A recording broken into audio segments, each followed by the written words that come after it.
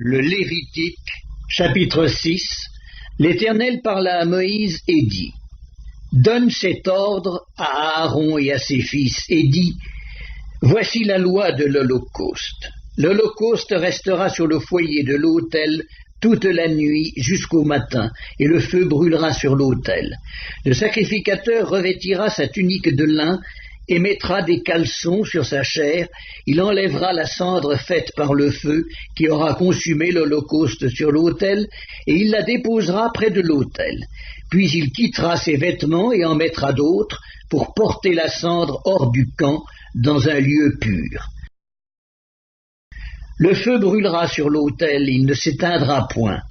Chaque matin, le sacrificateur y allumera du bois, arrangera l'holocauste et brûlera la graisse des sacrifices d'action de grâce.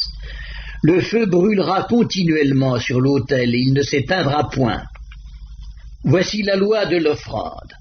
Les fils d'Aaron la présenteront devant l'Éternel devant l'autel.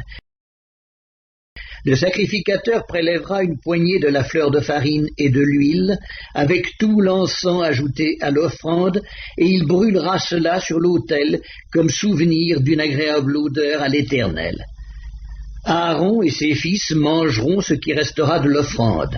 Ils le mangeront sans levain, dans un lieu saint, dans le parvis de la tente d'assignation. On ne le cuira pas avec du levain, c'est la part que je leur ai donnée de mes offrandes consumées par le feu. C'est une chose très sainte, comme le sacrifice d'expiation et comme le sacrifice de culpabilité. Tout mâle d'entre les enfants d'Aaron en mangera. C'est une loi perpétuelle pour vos descendants au sujet des offrandes consumées par le feu devant l'Éternel. Quiconque y touchera sera sanctifié. L'Éternel parla à Moïse et dit: Voici l'offrande qu'Aaron et ses fils feront à l'Éternel le jour où ils recevront l'onction. 1/10 d'épha de fleur de farine comme offrande perpétuelle, moitié le matin et moitié le soir. Elle sera préparée à la poêle avec de l'huile et tu la porteras frite. Tu la présenteras aussi cuite et en morceaux, comme une offrande d'une agréable odeur à l'Éternel. Le sacrificateur qui, parmi les fils d'Aaron, sera oint pour lui succéder, fera aussi cette offrande. C'est une loi perpétuelle devant l'Éternel. Elle sera brûlée en entier. Toute offrande d'un sacrificateur sera brûlée en entier. Elle ne sera point mangée. L'Éternel parla à Moïse et dit: Parle à Aaron et à ses fils et dis: Voici la loi du sacrifice d'expiation. C'est dans le lieu où l'on égorge l'holocauste que sera égorgée devant l'Éternel la victime pour le sacrifice d'expiation. C'est une chose très sainte.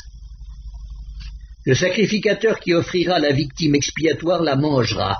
Elle sera mangée dans un lieu saint, dans le parvis de la tente d'assignation. Quiconque en touchera la chair sera sanctifié.